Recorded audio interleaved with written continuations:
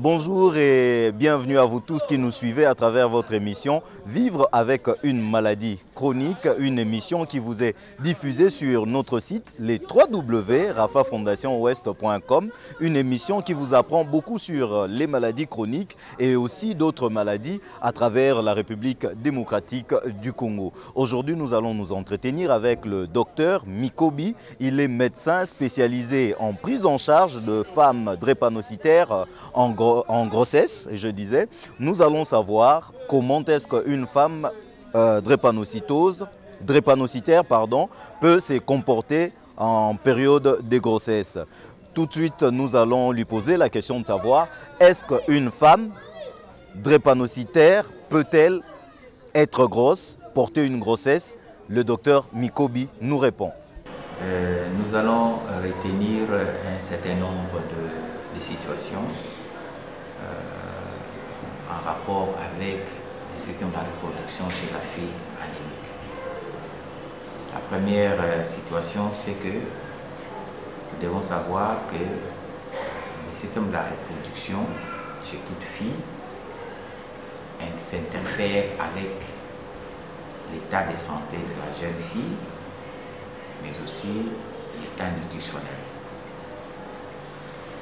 Ici, nous sommes devant une jeune fille qui est atteinte de l'anémie SS, malade, une maladie chronique qui peut influencer l'état nutritionnel et donc qui peut avoir également une répercussion sur le système de la reproduction. Du point de vue clinique, nous distinguons trois formes de la maladie. Il y a une forme sévère, il y a une forme modérée et il y a une forme bénigne. Docteur, dites-nous, quand est-ce qu'une fille drépanocytaire peut voir ses premières règles? Donc pour les filles qui ne développent pas une forme sévère de la maladie, c'est-à-dire qui sont soit dans le groupe de personnes avec une forme bénigne ou avec une forme modérée, et donc qui conservent encore tant soit peu leur bon état nutritionnel, ces groupes de filles peuvent avoir leurs règles, c'est-à-dire leur ménage, entre l'intervalle physiologique de toutes les filles, c'est-à-dire entre 12 et 14 ans, ils peuvent déjà avoir leurs premières règles et avoir leur menstruation normale.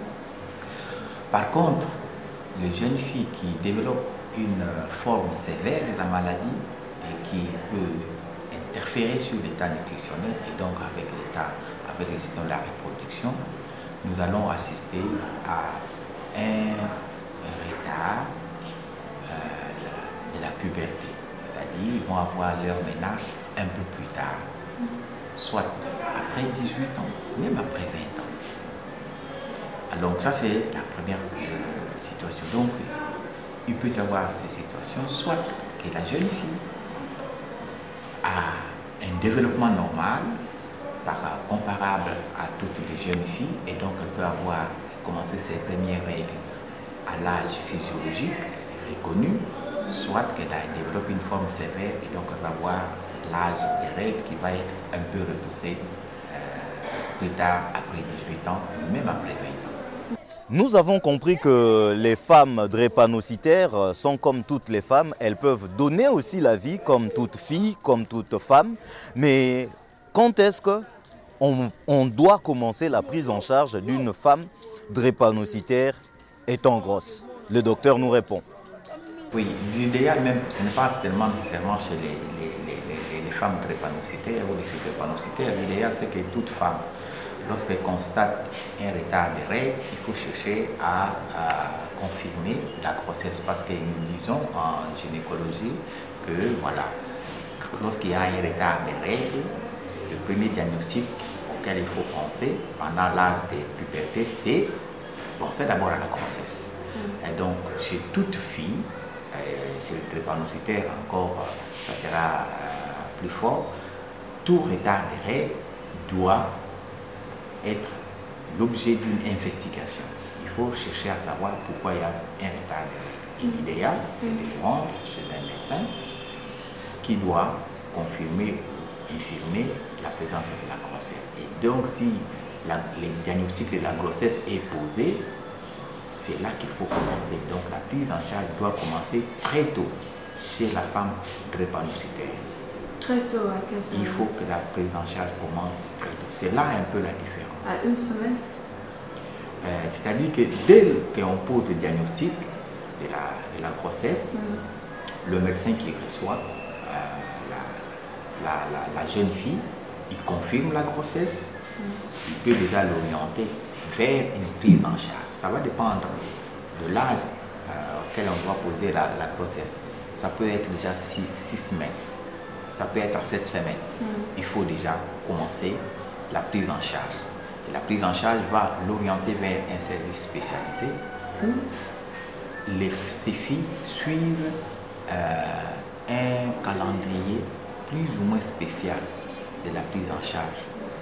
Spécial, plus ou moins spécial. Parce que leur calendrier de CPN, de consultation prénatale, va être orienté ou va être conduit par l'état de santé maternelle, d'abord. Deuxièmement, l'état du fœtus qu'ils sont en train de porter. Et donc, on peut avoir des consultations qui peuvent se voir être plus rapprochées parce que la santé maternelle exige une surveillance étroite, mais également parce que on surveille également le fœtus à travers une exploration d'imagerie médicale, d'échographie. Cette fœtus également peut exiger une surveillance étroite parce qu'on sait que si on voit que l'enfant, le fœtus ne se porte pas très bien, on peut également exiger des consultations rapprochées juste dans le but de suivre les fœtus que la jeune fille porte. Donc, l'état de santé maternelle, mais également le fœtus vont orienter, vont édicter pratiquement les calendriers de consultation prénatale. C'est pourquoi je dis qu'il faut que les consultations commencent très tôt pour finalement établir un calendrier de consultation prénatale en fonction de l'état de santé maternelle, en fonction également de l'état du fœtus que la mère porte dans son sein. Quel est l'impact d'une grossesse auprès d'une fille ou d'une femme enceinte, mais étant drépanocytaire? Le docteur nous répond. Chez les femmes, chez les filles drépanocytaires, la prise en charge doit également être préventive. C'est-à-dire que lorsque la grossesse commence, nous savons que c'est une grossesse probablement qui va évoluer avec des problèmes. Parce que généralement la grossesse aggrave la maladie, aggrave la drépanocytose. Et donc, nous avons des astuces que nous utilisons, des drogues que nous pouvons utiliser, soit pour prévenir telle ou telle complication. Et donc, là également, ça entre dans le cadre d'un calendrier spécial de prise en charge. Et donc, une femme drépanocytaire, nous savons que pour ces femmes ont tendance à faire une hypertension pour la grossesse qu'on appelle la prééclampsie. Et nous pouvons prévoir cette prééclampsie en donnant tel médicament ou tel médicament. Nous savons que déjà vers le deuxième trimestre, c'est un trimestre où il commence des crises vaso-occlusives. Et donc nous pouvons déjà également prévoir des molécules de médicaments qui peuvent nous prévenir la polymérisation de l'hémoglobine S, parce que c'est cela la première phase pour arriver à une crise douloureuse vaso-occlusive. Donc nous devons avoir la première étape importante, c'est l'hémoglobine S doit polymériser, c'est-à-dire il doit entrer en polymérisation. Et nous pouvons prévoir des astuces pour prévenir cette polymérisation. Nous devons assurer, par exemple, l'état d'hydratation de la femme. enceinte. Ça, c'est très important. L'état d'hydratation. Oui, l'état d'hydratation, c'est-à-dire que la femme enceinte doit suffisamment boire pour éviter la déshydratation, que les cellules, les globules rouges se déshydratent, parce que quand les globules rouges se déshydratent, il y a une grande probabilité que l'hémoglobine S puisse entrer en polymérisation et provoquer des complications aiguës vaso-occlusives. Et donc, on peut assurer la bonne hydratation. Et nous avons des molécules qui peuvent empêcher les globules rouges de se déshydrater. Et nous pouvons les donner préventivement à ces filles pour qu'elles ne puissent pas voir les globules rouges se déshydrater et arriver à des crises vaso-occlusives. Donc ça également, c'est une prise en charge préventive et qui peut se faire qu'au cours également des consultations, lorsque les consultations commencent aussi un peu tôt. Là, vous devez comprendre que nous sommes en plein quartier Kaouka dans la commune de Kalamou. C'est l'ambiance qui règne. Vous qui nous suivez à travers le monde, vous qui connaissez le quartier Kaouka, nous sommes juste à côté de l'école Sainte-Marie Goretti. Nous allons chercher à savoir auprès du docteur toujours, est-ce que les rendez-vous de la femme drépanocytaire enceinte auprès du médecin est différent des autres femmes? Le docteur va nous répondre tout de suite. Dans notre expérience, nous allons retenir globalement que la grossesse aggrave l'anémie SS. Donc la grossesse aggrave la drépanocytose. Donc ça c'est ce que nous pouvons retenir globalement. Que la grossesse chez le drépanocytaire, on sait comment elle commence, on ne sait pas comment elle se termine. C'est pour vous dire que dans la majorité des cas, vous devez vous attendre à des problèmes pendant la grossesse chez les drépanocytaires. Dans la majorité des cas.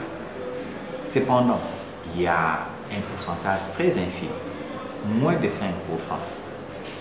qui probablement vont porter une grossesse sans beaucoup de complications. C'est rare, mais ça arrive. Mais la majorité, ils vont connaître leur maladie s'aggraver au cours de la grossesse.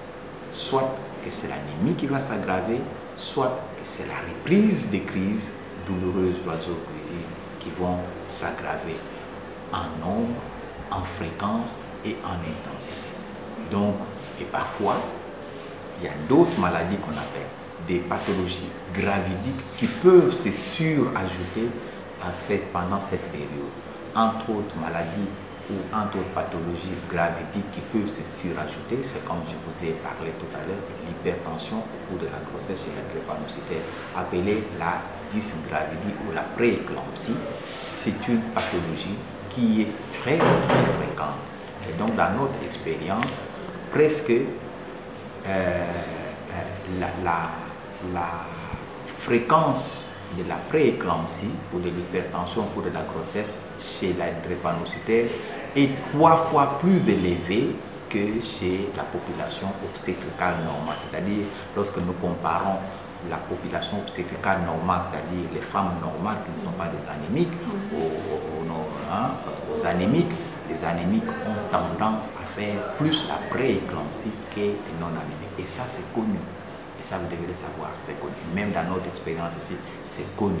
Et ces femmes, cette maladie peut aller même jusqu'à une complication qu'on appelle l'éclampsie, c'est-à-dire qu'elles peuvent convulser au cours de la grossesse. Or, l'hypertension au cours de la grossesse ou la prééclampsie est une des 3 grandes causes de la mortalité maternelle.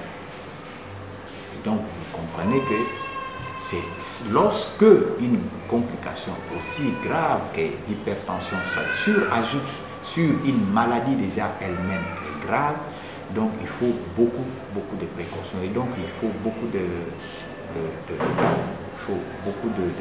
précautions pour que, soit prévenir que cette maladie n'arrive pas, mais que même si elle arrivait, qu'on puisse la diagnostiquer à temps Vous ne pouvez la diagnostiquer à temps que si vous avez un système de calendrier, des consultations prénatales réguliers.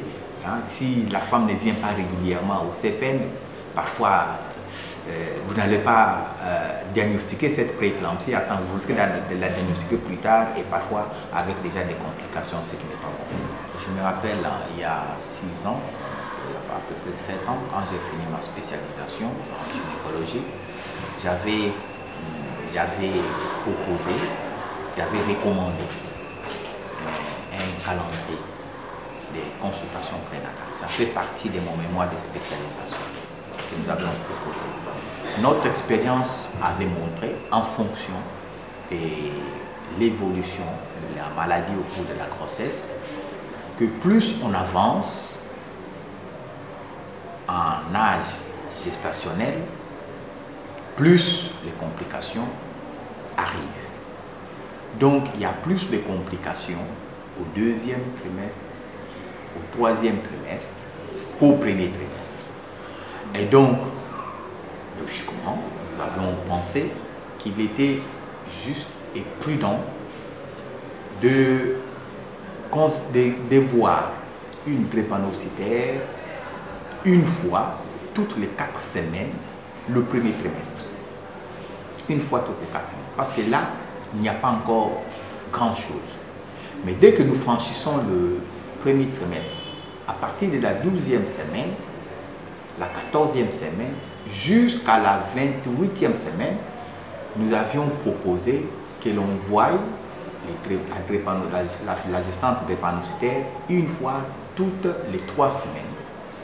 Et que lorsque nous franchissons la 28e semaine, là où nous avons la période la plus compliquée, parce qu'il y a beaucoup de complications liées à la maladie, que les consultations se rapprochent davantage, même juste pour aller jusqu'à 2 visites toutes les 2, enfin une visite toutes les 2 semaines.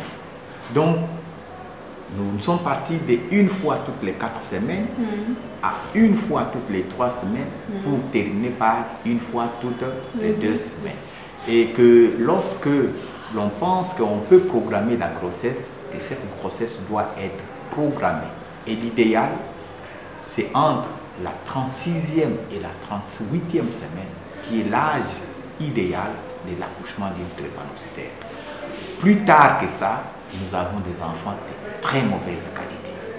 Donc, mieux vaut pour une drépanocytaire accoucher un enfant de 35 semaines, de 36 semaines, parfois même de 37 semaines, qu'à mettre accoucher un enfant de 39-40 semaines.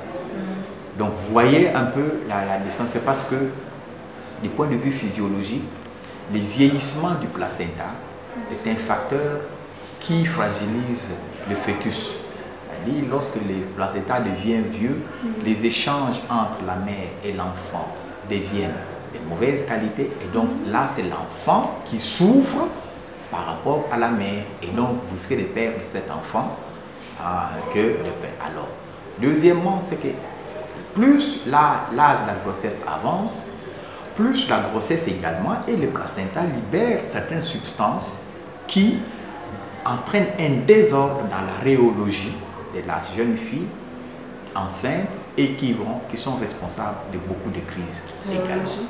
Oui, ce sont des termes trop techniques, mais de toute façon, dans le système, la circulation sanguine de la mère, il va y avoir de grandes modifications, et ces grandes modifications peuvent être responsables, non seulement dans le système de la circulation, mais même dans la composition du sang. Il y a beaucoup de substances qui sont libérées au cours de la grossesse, soit à partir du placenta, soit à partir d'autres organes, et qui peuvent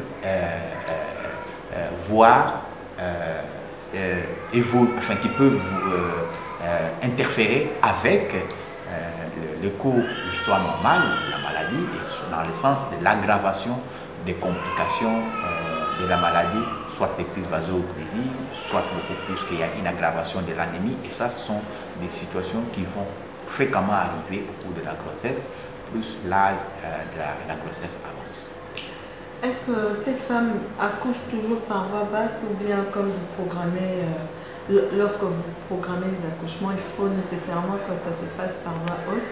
Et puis une autre question, bon, les gens racontent ça, c'est dans la rue, que la femme ne peut pas, mais souvent on ne parle même pas de pas, ils disent jamais accoucher parce que on estime qu'elle a déjà un problème de sang, des globules rouges, et à l'accouchement, la femme perd un peu plus de sang. Est-ce que c'est vrai? Oui, nous allons peut-être regrouper les réponses à vos deux questions. La première des choses, c'est que l'accouchement chez la jeune, la gestante drépanocytaire est une étape cruciale. De savoir, c'est une étape cruciale. Donc, il faut bien gérer cette période de l'accouchement. Vous devez savoir que l'accouchement elle-même plutôt, peut déclencher des crises vaso-occlusives. Alors qu'elle a les douleurs d'accouchement, d'enfantement, ça peut entraîner d'autres douleurs liées à sa maladie qu'on appelle. Vous voyez, donc, c'est déjà quelque chose. Donc, il faut bien gérer. Donc, il faut être très sûr que cet accouchement peut se passer normalement. C'est la raison pour laquelle vous allez voir que beaucoup vont accoucher par césarienne. Beaucoup vont accoucher par césarienne. Ce n'est pas parce qu'on opère pour le plaisir d'opérer, mais il y a des indications.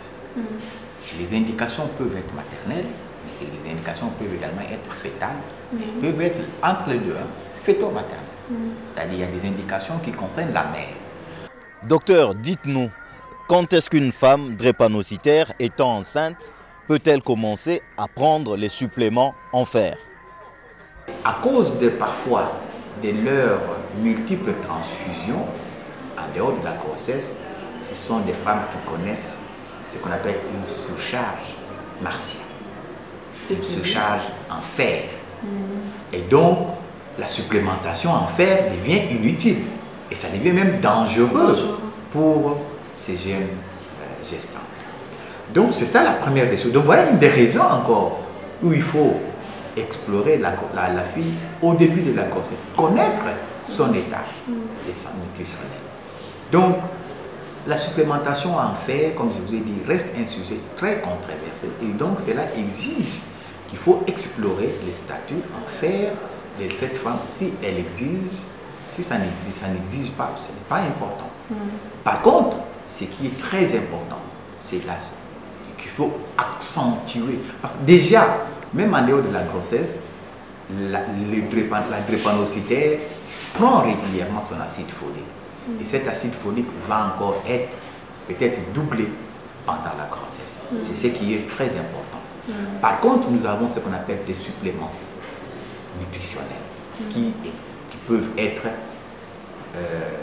pratiqués pendant la grossesse chez les drépanocytaires. Il faut ces suppléments nutritionnels. Il existe actuellement beaucoup de formes pharmaceutiques de suppléments et qu'il faut encourager. Et donc là également, il faut bien connaître quel est le supplément que je peux donner qui peut nous permettre, d'abord parce que c'est un supplément et il faut le donner pendant tout le long de la grossesse et donc ça va exiger de l'argent supplémentaire. Donc il faut choisir quel supplément que l'on peut donner. Merci à vous tous qui nous avez suivis à travers notre site, les www.rafafondationwest.com. Votre émission Vivre avec une maladie chronique. Lelo tokomi déjà na suka ya émission na biso tokomona na mbalasima po bozwa lisusu ba makambo mususu ba maloba ya malamu émission ya kitoko oyo ezolobela ba maladie chronique à travers ville na biso ya Kinshasa. Tokoki kosisa boete sans pour autant to remercier maman Bea ma voka oyo abiyé biso donc so bomoni ya mado oyo eza grâce ya maman oyo bolandaki bomonaki na bilili hein femme vivant avec handicap mais asali biloko ya kitoko boye yango tozo senga bino bo soutenir batu lokola bango bo soutenir pe émission na bino vivre avec une maladie chronique tokutani mbala sima pona numéro mususu ya émission na bino vivre avec une maladie chronique to bosanité ko remercier Finesse Hôtel Oeza Hôtel Malamu place to kendaka pe ko tourner ba émission mususu bino bolandaka na cadre ya bien et aussi Potosi ça to pesimbote na docteur Cash oya monter la rabino ba émission na bino na que si ça te sans pour autant na saluer mutu moko apesa nga ba conseil ya malamu moi mayele ba kisama grâce ngoma lutete Frida Lusala donc il y a 10 minutes il y a ba européen et tobosanité multicerveau Ogi Mabila, le grand réalisateur, Sax Amigo, mon ami personnel, Tokutani Mbala Simapona, numéro Moussousou ya tranche Nabino, émission Nabino, vivre avec une maladie chronique à travers site Nabino, www.rafafondationwest.com. Ciao.